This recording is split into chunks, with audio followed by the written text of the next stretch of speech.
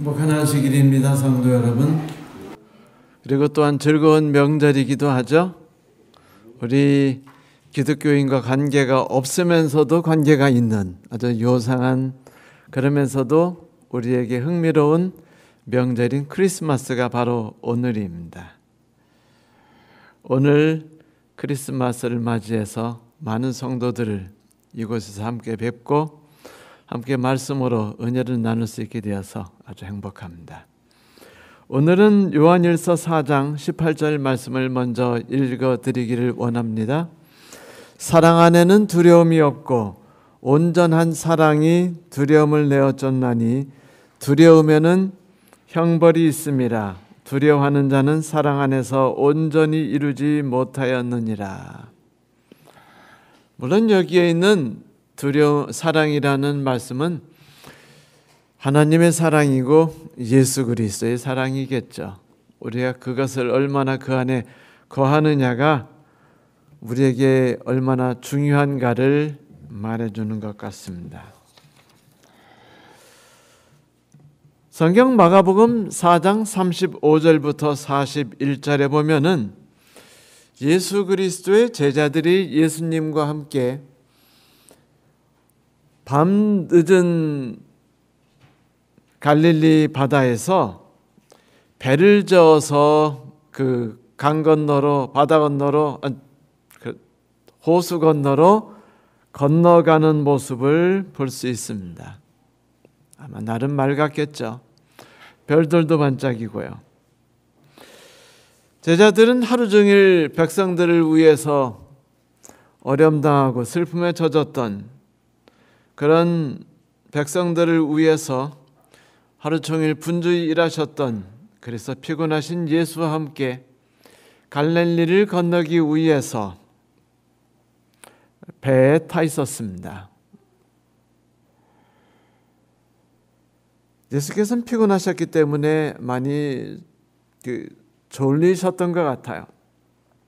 그러자 제자들이 모처럼 예수님께 뭔가를 해드릴 만한 일이 생겨서 행복했을 것입니다. 왜냐하면 그들은 갈릴리 바다의 영웅들이지 않습니까? 자신들이 제일 자신 있는 삶을 살아갈 수 있는 곳이 바로 바다예요. 갈릴리 바다는 그들의 손 안에 있소이다입니다. 그래서 그들은 아마 예수께 이렇게 말했을 거예요. 예수님, 하루 종일 고생하셨으니 이젠 잠깐 좀 쉬십시오. 바다 위의 일은 저희들이 맡겠습니다. 예수 그리스도께서 우리에게 신앙적인 면에서만 은혜와 위로와 능력을 주시는 분은 아니시죠. 그곳에서만 우리에게 힘을 쓰시는 분은 아니셔요. 근데 제자들은 예수께서 하나님의 은혜를 나누는 일에 많이 고생하셨으니 평범한 생활 가운데서는 좀 예수님을 쉬게 해드리기를 바라는 생각을 했던 것 같아요. 그래서 예수님은 이제 고물 쪽에 누워서 주무시고 계셨고, 제자들은 즐겁게 배를 저어 갔었죠. 바람이 불었습니다. 뭐 이까짓 거야. 그들에게 있어서는 껌값입니다. 폭풍전도도 그들에겐 산들바람이죠. 그래서 이제 그들이 바람이 세게 부니까 모처럼 한번 그 어부로서의 기술 좀 발휘해 볼까 하는 신나는 기분 속에 그 노를 돛을 이리저리 좀 움직여 보면서 그러면서 배를 이동시켜 나가기 시작했어요. 그렇게 두려움도 없었고 그렇게 힘든 일이 없었죠. 그런데 점점 폭풍우가 심해지고 바람이 거세지니까 이게 쉬운 일이 아니었습니다. 이 정도는 뭐 인생에 한두 번 겪는 일이지라고 생각했지만 그들이 맞닥뜨려 싸우기가 결코 쉽지 않았어요. 모든 노력을 다하고 가진 애를 다 써봤으나 점점 소용이 없었고, 그리고 그들은 조금씩 자기들이 죽을 수 있을 것 같다는 생각을 하기 시작했죠. 곧 제자들은 공포에 빠지기 시작했습니다. 여러분, 공포에 빠지면 그때 생기는 그런 기분들 아시죠?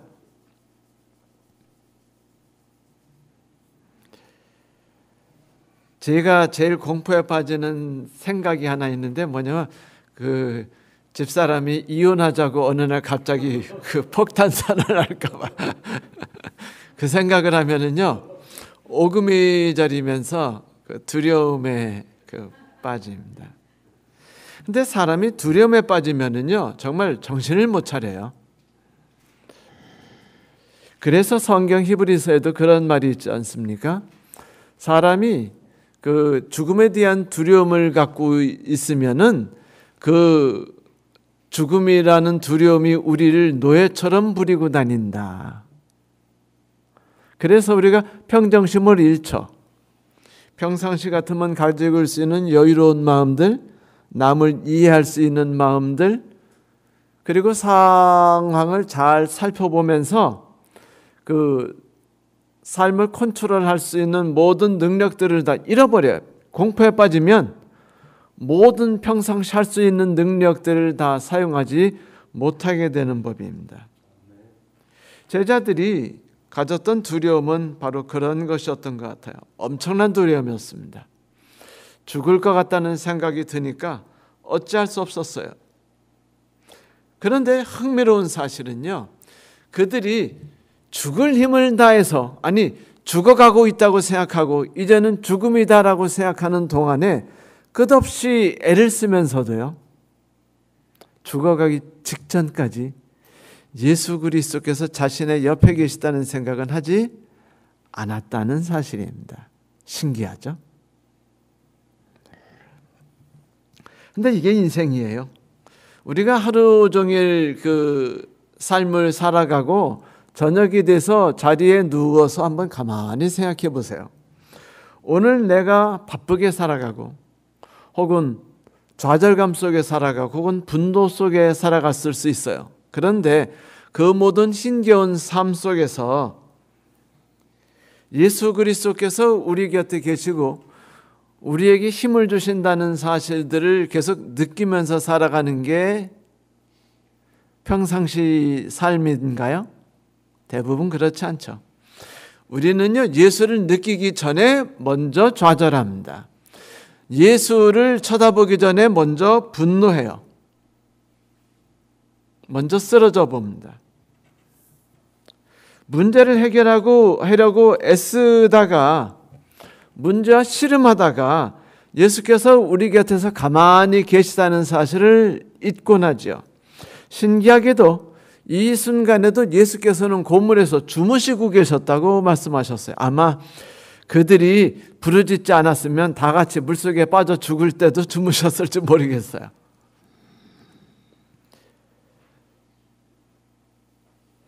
물론 실생활에서 우리가 매사에 예수를 잊는 건 아니에요. 어려운 일이 닥치면은요, 급히 우리가 하는 일이 있어요. 번개 기도를 하죠. 하나님 좀 도와주세요 제발, 제가 너무 힘들어 죽겠습니다.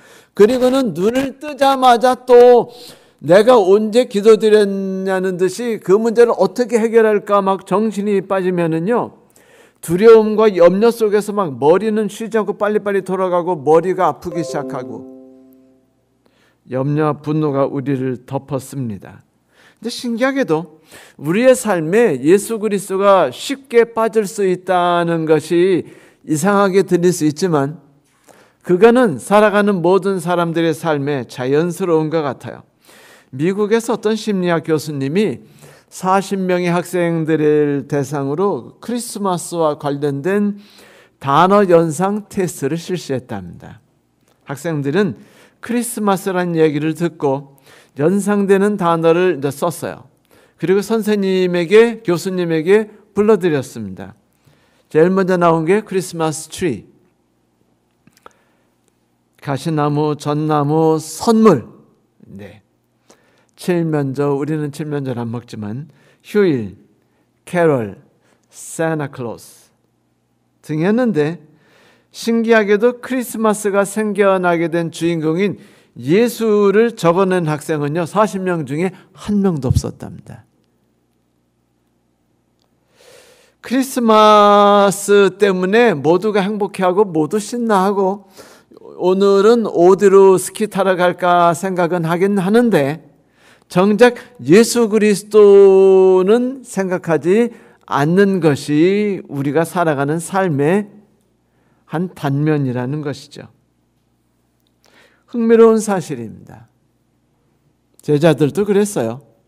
제자들이 마침 정신없이 그 공포 속에 빠져 있다가 우연히 예수 그리스도께서 주무시는 것을 보게 됩니다. 천운이었죠. 그러자 그들이 예수님을 보고는 소리를 질렀어요. 소리를 질렀습니다.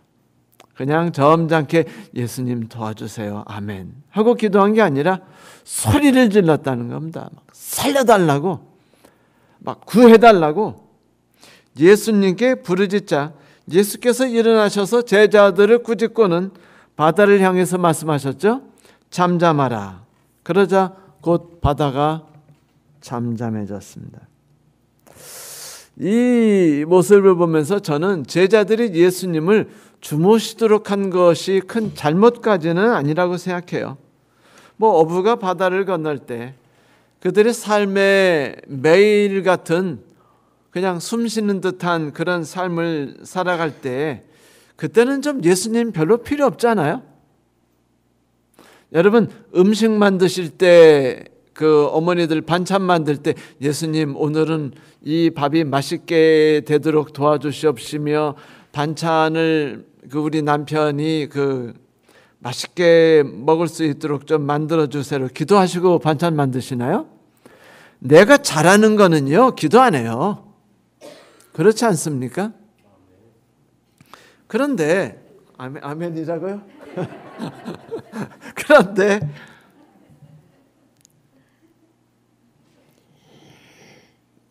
사실 그래요.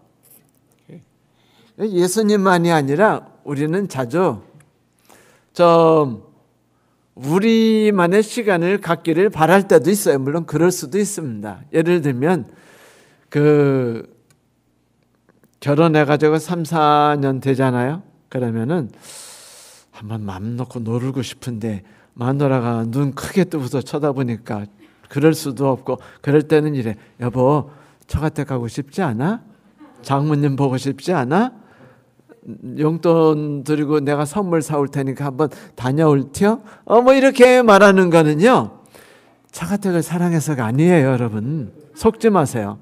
그거는요 남편이 공통적인 마음입니다. 마누라 보내놓고 하루 이틀 좀 마음껏 놀고 마음껏 쉬어야지 라는 생각입니다. 없으면 자유를 느끼거든요.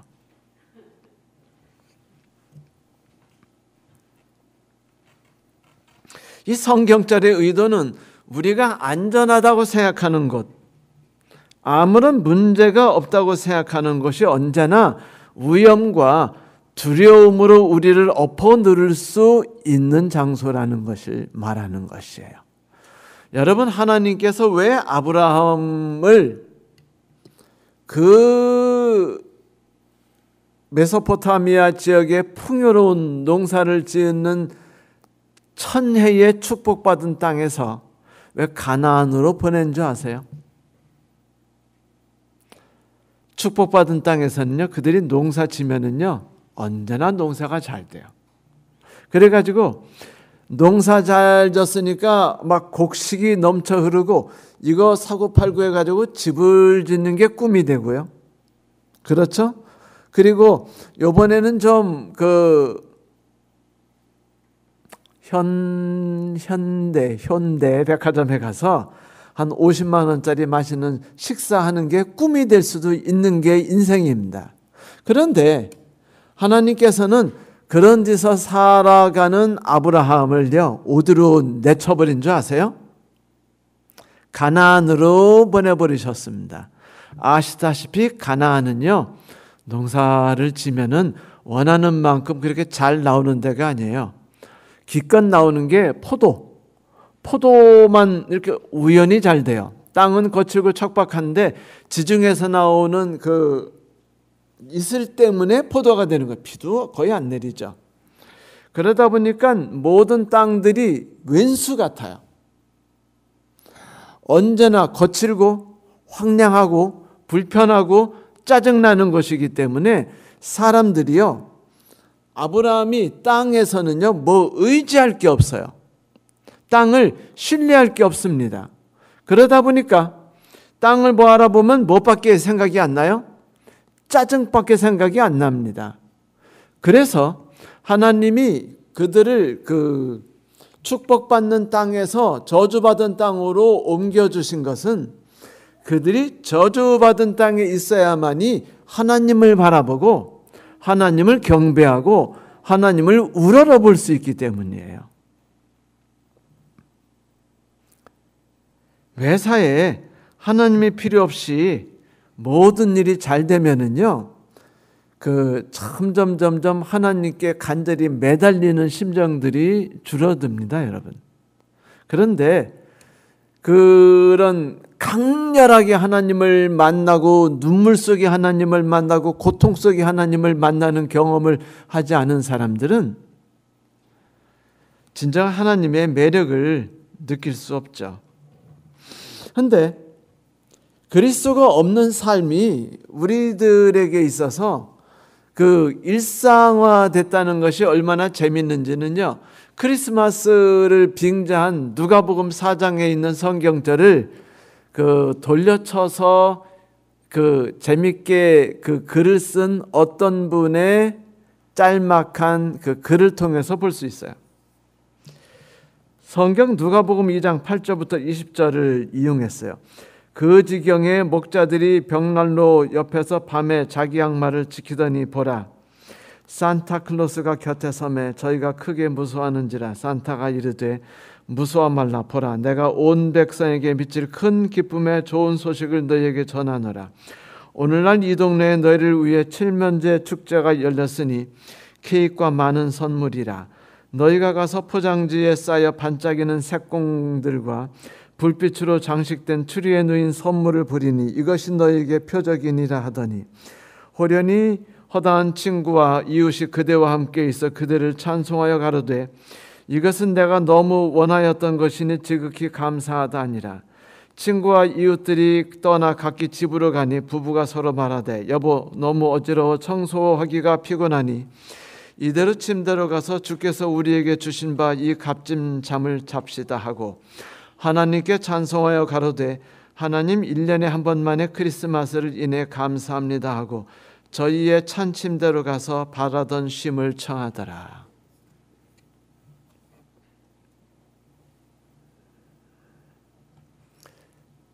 크리스마스라는 삶이 그들에게 축제가 되는지는 모르지만은 그리스도는 그들에게서 빠져 있었기 때문에 그들에게 크리스마스는 피곤함으로 다가왔다는 것입니다. 지침과. 그리고 아무리 신나게 즐거워하는 삶이라 할지라도 여전히 그 모든 것 뒤에는 피곤함이 닥친다는 것이죠. 미국에서 한국인들에게 제일 잘 팔리는 게 바카스래요. 바카스. 근데 그렇게 잘 살고 그렇게 돈 많이 벌고 그렇게 여유 있게 살고 떵떵거리면서 부가 주는 낙을 누리는 한국인들이 왜 그렇게 바카스는 많이 쳐 드신대요? 여러분, 바카스가 건강에 아주 좋은 그런 산삼 같은 그런 드링크입니까? 아니에요. 잠깐 몸에 있는 잡력을 쫙 빼가지고 힘을 쫙 꺼낸 다음에 약이 떨어지면 하게 만드는 게 바카스 아니에요? 그런데 한국에서 제일 많이 팔리는 게 바카스. 그래서 요즘에는요 약국에서 바카스 못 팔게 만들어 버렸죠. 믿거나 말거나 이게 우리가 당면한 현실입니다. 이 모든 행사와 분주한 삶과 돈이 주는 여유와 이 모든 삶에 예수 그리스도가 사라졌어요. 우리의 일생 속에서. 마치 예수님의 제자들이 그날 노를 젓고 하는 모든 일상 속에서 예수 그리스도를 옆에 놔두고 신경 쓰지 않았듯이 많은 그리스도인 가정에서 하루의 삶에 예수 그리스도가 떠나 있는 경우가 많다는 말입니다.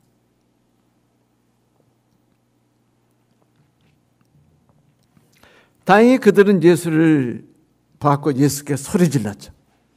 예수를 받고 예수께 소리를 지르자 예수께서 일어나셔서 온 세상을 잠잠케 하셨습니다. 여러분, 우리가 왜 광야에 산다고요? 그것은 단 하나 이유 때문이에요. 하나님이 우리를 위해서 일하시는 모습을 매일 바라볼 수 있도록 하기 위해서입니다. 그러니 여러분, 세상이 너무 내가 원하는 대로 잘 되는 삶으로 가득하게 해달라고 기도하지 마세요. 그렇게 되면 우리는요, 그 축복에 빠져서 예수를 잃어버리고 축복 속에서 만족하고 살아가게 됩니다. 그건 저주가 될 수 있어요.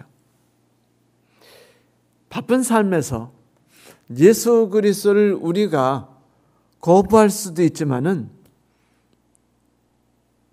그러나 예수 그리스도께 제발 우리의 삶 가운데 와달라고 소리한다는 것은 얼마나 아름답고 좋은 일인지 모릅니다. 이건 좀 다른 예지만 간절하게 예수의 가족을 불렀던 윌리라는 소년의 이야기를 한번 들려드리길 원해요. 1977년 가이드포스트에 윌리의 성탄절이라는 짤막한 컬럼이 올라왔던 적이 있어요. 다 아실 겁니다. 미국 어느 작은 마을에 윌리라는 9살 소년이 있었는데 얘가 좀 지적 수준이 떨어져서 4학년인데도 불구하고 2학년의 학교를 다니고 있었어요. 성탄절이 다가와서 이제 교회에서 이제 연극을 준비하는데 윌리가 할 일이 있어야죠. 그래서 이제 여관 주인을 시켰습니다. 하는 말은 딱 하나, 방이 없습니다. 방이 없단 말이에요. 빨리 가세요. 이 두 마디였어요. 이제 연극이 한참 진행됐고 이제 문이 두들기고 윌리가 나오니까 요셉과 마리아가 간절히 사정했어요. 우린 너무나 먼 곳에서 왔습니다. 제 아내는 출산할 것 같아요. 부탁드립니다만 제발 방 좀 주세요. 그러자 여관 주인으로 분장한 윌리가 방 없다고 말했는데 하도 간절히 부탁하니까 외웠던 말, 방이 없단 말입니다. 빨리 가세요라는 말을 못하고 그냥 멍하니 쳐다봤어요. 그러자 당황했던 선생님이 뒤에서 방이 없단 말이야 라고 빨리 말하는데 얘가 대사를 아무리 말씀하셔도 그냥 멍하니 쳐다보다 갑자기 정신 차리고서는 안 돼요. 방이 없다니까요. 그만 가세요라고 말하자 슬픈 표정을 짓고 이제 요셉과 마리아가 떠나죠. 각본대로 말하면 이제 윌리가 이제 문을 닫고 들어가야 하는데 멍하니 쳐다보니까 선생님이 당황하셨어요. 윌리, 들어와. 그런데도 들어오지 않아요. 그랬는데 사고가 터졌어요. 윌리가 저기 떠나가고 있는 아직 몇 미터 가지 않은 그 요셉과 마리아에게 소리를 질렀습니다. 요셉, 마리아 가지 마세요. 얼른 요셉, 마리아를 데리고 이리 들으세요. 우리 집 안방에 자리를 만들 테니까 내 방을 쓰세요. 뭐 연극은 난리가 났고 연극 그냥 끝나버렸답니다. 근데 그날 연극을 끝내고 이제 돌아가던 교우님들이 말하기를 내 평생에 이렇게 감동적인 연극은 처음 봤다 라는 이야기를 했다는 것이죠. 이것은 물론 따뜻함 속에서 예수의 가정을 간절히 불렀던 이야기지만은요, 여러분, 우리는 그런 상황이 아닌 일상 속에서 예수를 부르는 그런 마음을 가질 수 있어야 돼요. 동정심으로 부르는 것만이 아니라 간절함으로, 절박한 마음으로 부르는 일도 우리에게 필요하다는 것이죠. 세상의 연극처럼 이때는 이런 식으로 살아가야 돼라는 삶이 우리에게 세상에서 잘 살아갈 수 있도록 도울진 모르지만 예수께서 우리 집안에 나와 함께 살아가는 것을 막을 수 있지 않습니까? 성도 여러분, 그리스도인이 할 가장 큰 일은요, 그리고 첫 번째 일은 하나밖에 없대요. 예수를 바라보고 예수를 부르는 일이랍니다. 이것이 우리에게 필요한 일이에요. 예수의 눈길에서 멀리 벗어나지 말을 것, 우리가 당황하고 있을 때, 난감해하고 있을 때 그리스도께서 우리를 지켜보신다는 사실을 결코 잊지 마십시오. 그 뒤에 이제 또다시 비슷한 사건이 터져가지고 이번엔 예수님이 함께 배에 타지 않으신 채 예수님의 제자들이 이제 배를 타고 갈릴리 바다를 건너가게 됐습니다. 또다시 한번 건너가는데 이번에도 그들이 이제 배를 타고 건너가는데 또다시 폭풍우가 밀어쳤어요. 제자들이 너무 힘겹게 노를 짓는데 배가 가지를 않아가지고 죽을 힘을 다해서 싸우고 있었습니다. 상황은 해결되지 않고 답답하고 절망 가운데서 아주 염려를 많이 했습니다. 빨리 저기 도착했어야 하는데, 우리 인생을 계획한다면은 당연히 벌써 지금 저기 도착했어야 되는데, 요즘 분들이 하는 말이죠. 20년 전 내 나이 때는 다들 전세 살다가 그 다음에 집을 갈아타는 일들을 다 했는데, 지금 이 시대에 살다 보니까 내 인생이 지금은 벼락거지가 돼가지고 이제 집을 얻을 수 있는 때가 요원해졌구나라고 말하듯이, 제자들이 평상시 나의 삶과 이 정도 노력이면 충분히 저쪽에 도착해서 목적지에 이르렀건만 나는 왜 아직도 이르지 못하고 있나라는 염려 속에 빠져 있었었죠. 그들이 답답해하고 있을 때 이번에는 예수께서 그들을 찾아오셨습니다. 아까는 예수께서 주무시고 계셨었죠. 이번에는 예수께서 그들을 찾아오셨어요. 그들이 귀신을 본 줄 알고 깜짝 놀랐고, 예수께서 내니까 두려워하지 말라 그러고, 그 다음에 예수께서 오시자 바다가 잠잠해졌습니다. 그때 베드로가 예수를 보고는 소리를 질렀습니다. 예수님, 저도 예수님처럼 바다 위를 걷게 해주세요.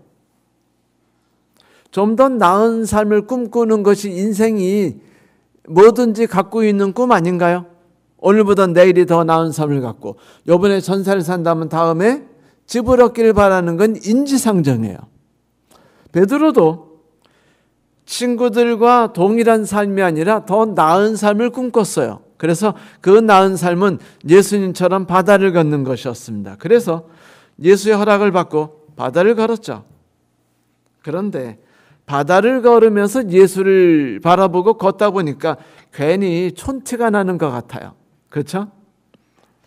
이 세상은요, 우리에게 자주 예수 외에 다른 것을 보도록 유혹하지요. 주변 환경을 통해서 혹은 주변 사람을 통해서 말입니다. 이 스킬을 조금 배우면은요, 두려움 속에서 시키는 대로 쫙 앞만 보는 게 아니라 이게 주변을 바라보면서 좀 폼따구를 내길 바라고 주변에 이쁜 아가씨가 있나 쳐다보면서 내 멋진 스키폼을 보여주기를 바라는 심정이 있는 법이에요. 똑같이 베드로는 지금 예수 그리스도만 보고 인생을 살아가다가는 갑자기 여러 가지 생각 속에서 다른 것을 바라봤습니다. 어쩌면 그가 주변에 바닷물을 봤을 수도 있어요. 어쩌면 뒤를 돌아서 자기 친구들을 바라봤을 수도 있습니다. 사람들은 예수를 바라보고 걷기만 하는 것은 극초보 때 하는 신앙이라고 생각해요. 웬만한 건 좀 나 혼자 할 수 있어요라는 TV 프로그램처럼 나 혼자 할 수 있어요라고 말하는 것처럼 예수만을 향해서 보고 가는 것이 그렇게 우리가 잘하는 짓은 아닙니다. 우리는 쉬지 않고 주변을 바라보죠. 그런데 여러분, 주변을 바라보는 게 그렇게 만족스럽지 않아요. 그렇지 않습니까? 주변 사람을 바라보고 여러분 실망하지 않으신 적 있으세요? 다 사기꾼이고 다 나쁜 놈이고 다 도둑놈이 아니던가요? 다 나를 이용해 먹는 놈들이고 다 나에게 부담을 주고 상처 주는 놈들이 아니었습니까? 주변 환경은 또 어때요? 나에게 호의적인 환경이 내게 있던가요? 제가 말씀드렸지만 이스라엘 백성들이 하나님께 제공받아서 살고 있는 가나안 땅은요, 축복받은 적합한 땅이 아니에요.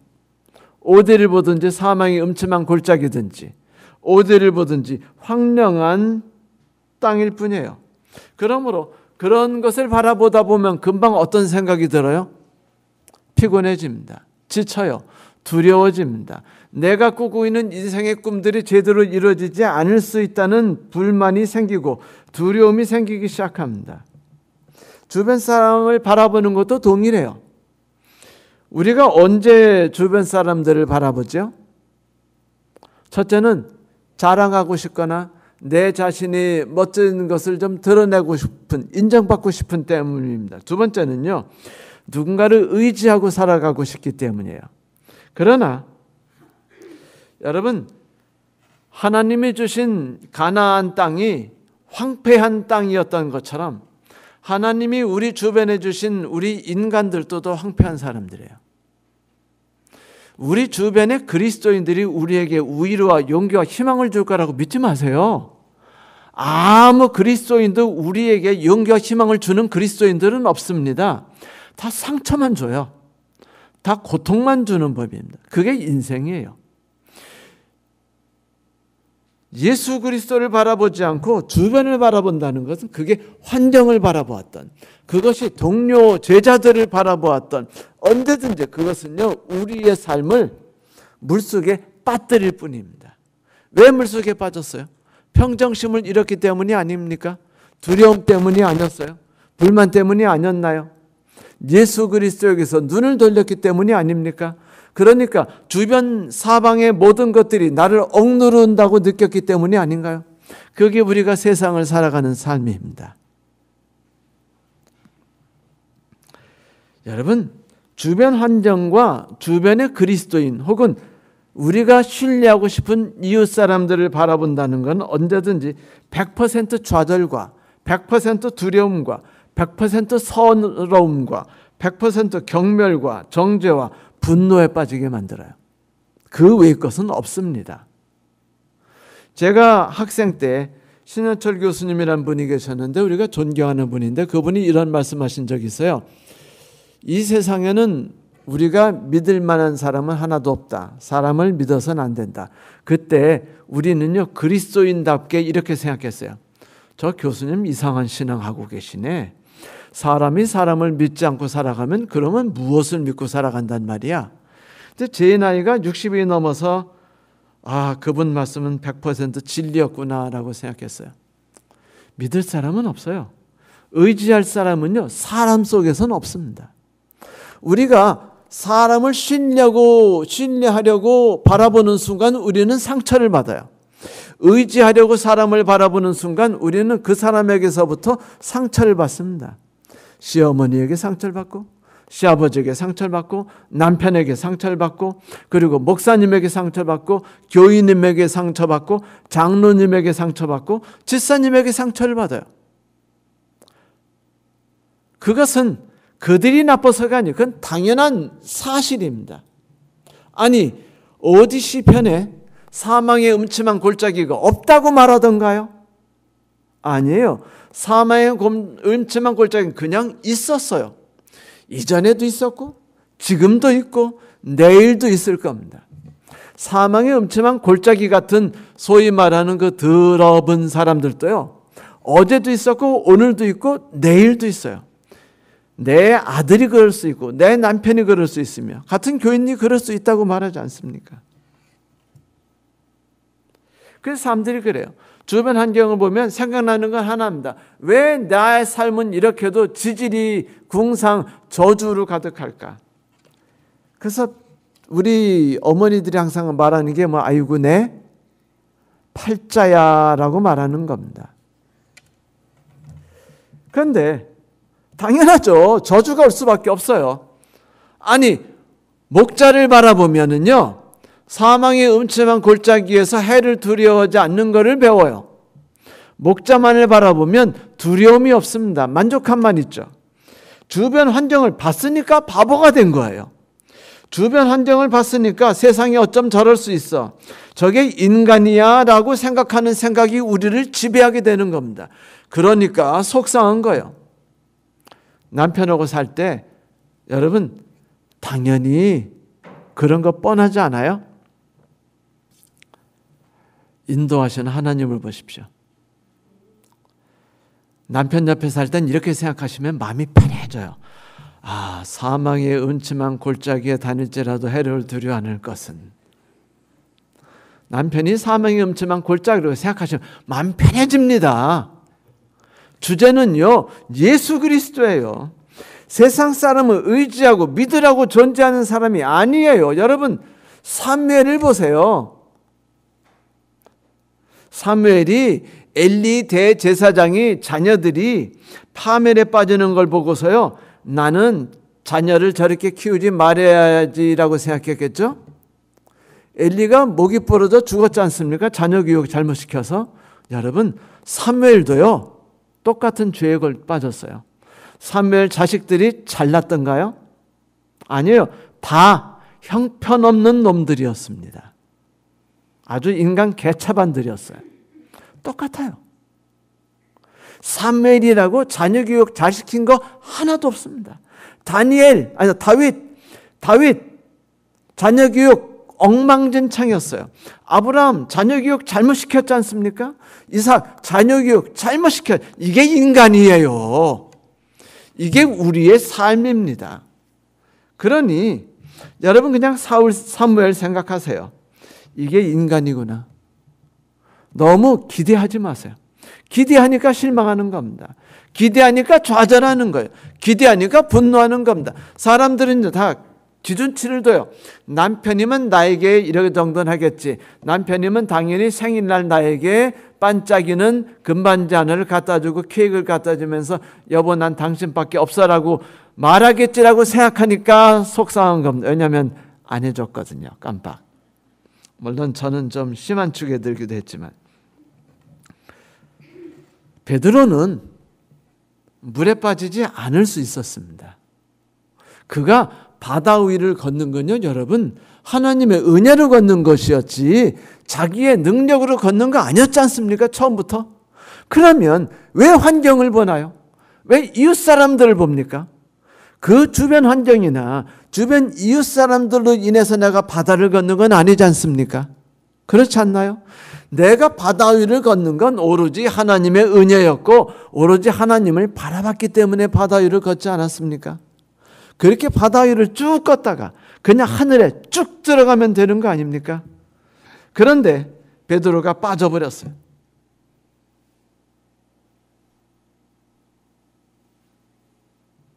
너무 창피한 일이지만 그래도 참 다행입니다.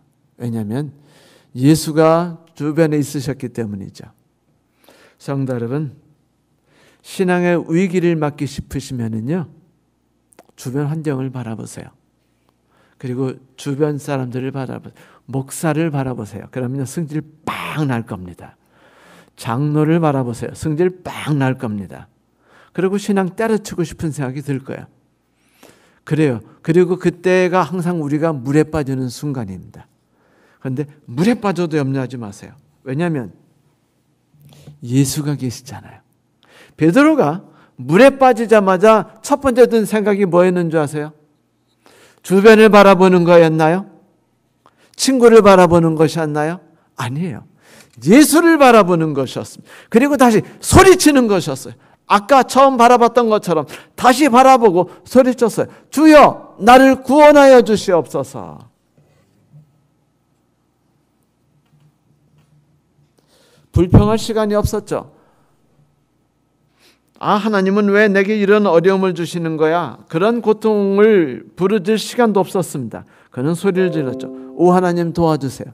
오 하나님 살려주세요. 그리고 그가 손을 내밀었고 내민 손을 예수께서 잡아서 바다 위로 다시 오리켜 주셨습니다. 성도 여러분, 베드로가 바다 위를 걸었을 때는 언제나 예외 없이 0.1초도 빼지 않고 예수 그리스도를 바라봤거나 그분의 손을 잡았을 때만입니다. 이 사실을 잊지 마십시오. 저는 우리의 삶에 어려움이 닥쳐오는 것에 대해서 하나님께 감사드려요. 사실 그때가 아니면 언제 우리가 예수님의 손을 만져보겠습니까? 안 그래요? 그때가 아니면 언제 우리가 하나님을 불러볼 기회를 갖겠어요? 그때가 아니면 언제 우리가 10년 뒤에 오 하나님 참 감사하지. 10년 전에 내가 그렇게 힘들었을 때 하나님이 내 손을 꽉 잡아주셨지. 기억나지 않으세요? 옛날 피천득 씨의 소설에 있는 수필에 있는 이야기. 남편이 사과를 팔러 가셔가지고는 며칠 동안 안 와서 아내가 염려 속에 남편을 찾으러 갔더니 남편이 사과를 다 못 팔아가지고 그냥 고통 속에 있었어요. 내가 우여곡절 팔고서 이제 트럭 뒤에 타서 둘이 이제 그 추운 겨울 집에 가는데 남편이 아내 손을 꽉 잡고 가니까 아내가 마음이 너가 편안했었죠. 얼마 뒤에 남편이 죽었어요.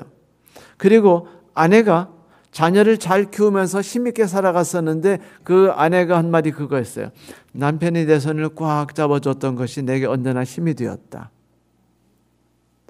여러분, 예수 그리스도께서 고통과 절망과 눈물 속에서 우리의 손을 잡아주시는 경험을 하지 않은 사람들은요,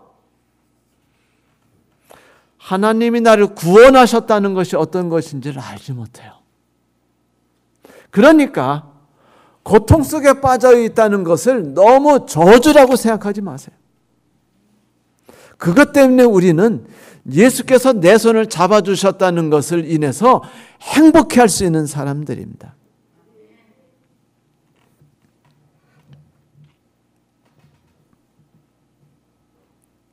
그래요. 예수께서는 언제나 우리 옆에 계십니다.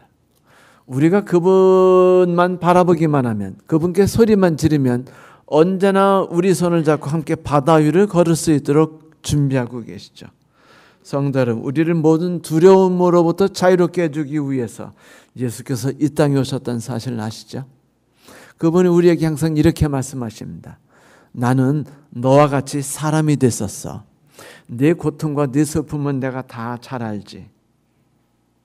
힘들면은 언제나 나를 쳐다보고 그리고 내게 부르짖어.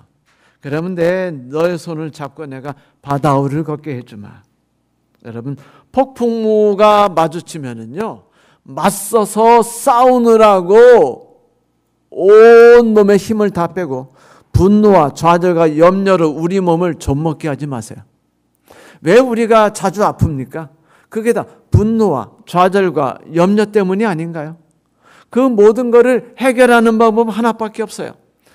어차피 하나님이 나를 살게 하신 것은 가나안 땅, 저주의 땅이고, 하나님이 살게 하신 내 주변의 이웃들은 다 그냥 가나안 민족 그 더러운 사람들밖에 없는 것이니 내가 의지하리는 오직 하나님밖에 없다라는 걸 가르쳐주기 위함이 인생이 아닙니까? 그게 내 인생이에요. 그게 그리스도인의 삶입니다. 그렇다면 그냥 그분만 바라보고 사세요. 그분만 바라본다는 것이 얼마나 큰 힘이 될 수 있는지 모릅니다. 2차 대전 어느 차디찬 겨울에 12월 24일 성탄 저녁 때의 이야기죠. 프랑스군과 독일군이 강을 마주 뚫고서 서로 참호 속에서 총을 겨누고 있었어요. 긴장 속에서, 두려움 속에서 서로 죽이고 죽이는 일이 계속되기 때문에 내가 언제 죽을지 모르는 두려움이 그들을 엄습하고 있었을 때입니다. 참호 있던 한 프랑스 병사가 고향 생각이 나고 오늘이 크리스마스인데 내가 뭐 하나 싶어서 있다가 눈물이 나고, 그때 나도 모르게 자기도 모르게 크리스마스 성가 캐롤을 이렇게 노래를 휘파람으로 불기 시작했어요. 휘파람을 불고 있으니까 건너편에 있던 독일군 하나가 휘파람 소리를 듣다가 자기도 모르게 휘파람을 불었어요. 성가를 불었습니다. 그러니까 그 옆에 있던 친구가 그거를 이제 노래를 부르면서 예수께서 나셨다는 기쁘다 구주 오셨네 노래를 부르기 시작했더니 전염병처럼요, 그냥 프랑스군도 독일군도 다 그냥 같이 찬미를 부르기 시작했어요. 그래가지고 나중엔 합창이 돼가지고 모두가 같이 그냥 성가를 부르게 되니까요, 총을 내려놓고 다들 일어나가지고 다들 모였어요. 그래서 이제 화투불 크게 펴놓고 모두가 함께 거기서 예배를 드리고 모두가 함께 거기서요 크리스마스 파티를 벌이고서는 헤어졌습니다. 물론 행복은 그날밖에 없었어요. 다음 날은 또 싸우겠지만. 여러분, 개를조차도 힘이 있어요. 그 사람들이 두려움과 염려 속에 있을 때 얼마나 기적 같은 위로로 그들에게 희망을 주었습니까? 그렇지 않나요? 저는 시편 46편 1절을 좋아합니다. 하나님은 우리의 피난처시고 힘이시니 환난 중에 만날 큰 도움이시라. 하나님은 한 번도 우리에게 내가 너의 삶을 편안하게 해주겠다, 내가 너의 삶이 풍요롭게 해주겠다고 약속하신 적은 없죠. 그런 하나님은 우리에게 이것은 약속해 주셨어요. 내가 너의 힘이고 피난처다. 환난 중에 네가 만날 큰 도움이다. 네가 바닷속에 빠졌을 때 부르짖기만 하면 언제나 너를 붙잡아 주겠다. 그러니 여러분, 어떤 무서운 일이 우리에게 오늘 닥칠지 모르고 어떤 참 기가 막힌 말을 남편이 저지를지 모르나 그런 일로 인해서 억눌려 있지 마십시오. 두려워하지도 마세요. 외로워하지도 마세요. 세상은 나밖에 없다고 슬퍼하지도 마세요. 왜냐하면 그 공포가 어떤 것이든 간에 그 외로움이 어떤 것이든 상관이 없어요. 왜냐하면 바로 그 순간에 예수께서 우리의 곁에 계시기 때문이죠. 그분이 우리의 손을 붙잡아 주시는 것을 오늘 안식일 이 순간에 우리가 맛보게 되길 바라면서 오늘 말씀 마치겠습니다.